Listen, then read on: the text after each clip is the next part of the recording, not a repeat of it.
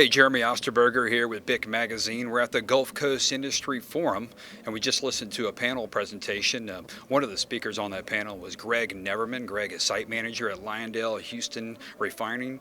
Greg, thank you so much for being with BIC Magazine. How are you? Good. How are you doing? Great. So, Greg, give everybody an update on your site. Tell me what's going on at the site and any initiatives right now that maybe the folks need to know about. All right. So the site is a crude oil refinery that is located on the Houston Ship Channel. We process about 268,000 barrels a day of what we call heavy sour crudes, and we turn that into higher value transportation fuels, essentially. Gasoline and diesel fuel are the main products, about 120,000 barrels a day of each, which is about 5 million gallons a day. The site right now, so we are a refinery that's located within a petrochemical company, LyondellBasell. So the focus on our facility is mainly around the safe, reliable operation of the facility. Sure. So a lot of the projects that we do are around continued safe operation, environmental regulations that change over time, and to make sure that we maintain the equipment well enough to keep reliable operations. Greg, one of the things we talked about on the panel was sort of technology, including wireless technology. Talk a little bit about some of the technology and innovations at your site, but also, from the company as a whole. Yeah. Okay, so we talked about it on the panel. We're a little bit behind the times, and I think our industry is way behind the times from a digital standpoint. But here recently, there's a lot of effort and push, and I see a lot of benefits in the potential of having digital phones and tablets out in the field. Our operators and maintenance craft, when they're out in the field working, they will have quick, easy access to procedures.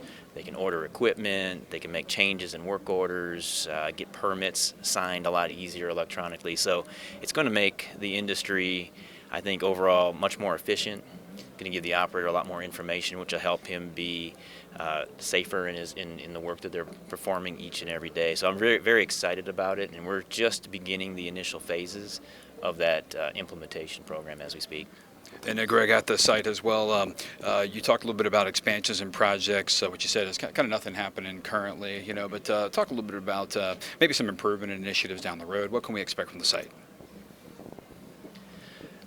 So, like I said, nothing to expand our production at this stage. Like I said, we focus on making sure our equipment is going to be safe and reliable. So all of our projects right now are all about upgrading the infrastructure that exists around.